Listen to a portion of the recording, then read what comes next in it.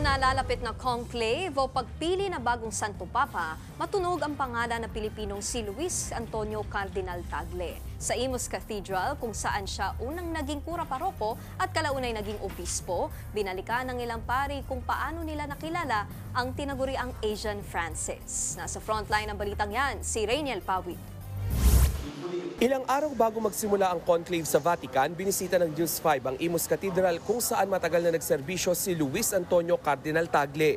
Isa siya sa itinuturing na papabili o isa sa mga posibleng maging susunod na Santo Papa. Nitong Sabado, nagsagawa ng pilgrimage ang mga deboto mula sa St. Joseph Shrine ng Cubao sa Imus Cathedral. Isa sa mga nanguna sa misa si Father Victor Parlan. Isa siya sa mga unang inordinang deacon ni Cardinal Tagle taong 2012. Nung last year ko, sa seminary, siya yung naging Archbishop of Manila pa noon, hindi pa siya cardinal. At kami yung kanyang unang batch na na-ordain bilang deacon sa San Carlos Seminary. So, isa yon sa siguro milestone ng kanyang ng pagiging Archbishop of Manila. Ang isa namang pari na si Father Fortunato Dumlao, ibinahagi ang ilan sa mga dahilan ng kanilang pilgrimage. Siyempre, pinagdarasal natin ang yumaong Santo Papa.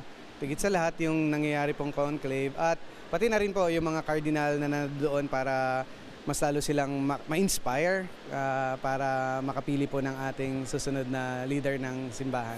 Ibinahagi rin ng dalawang pari mula sa personal nilang pakikisalamuha ang katangiang ipinamalas ni Tagle sa kanila noon.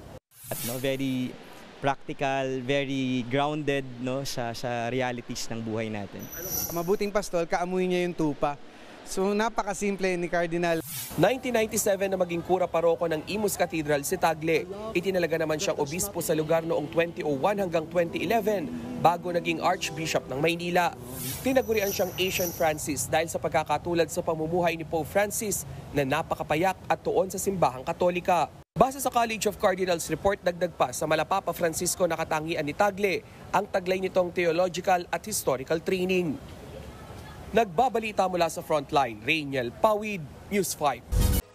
Mga kapatid, Nikki de Guzman po, iba na ang may alam at may pakialam sa panahon ngayon.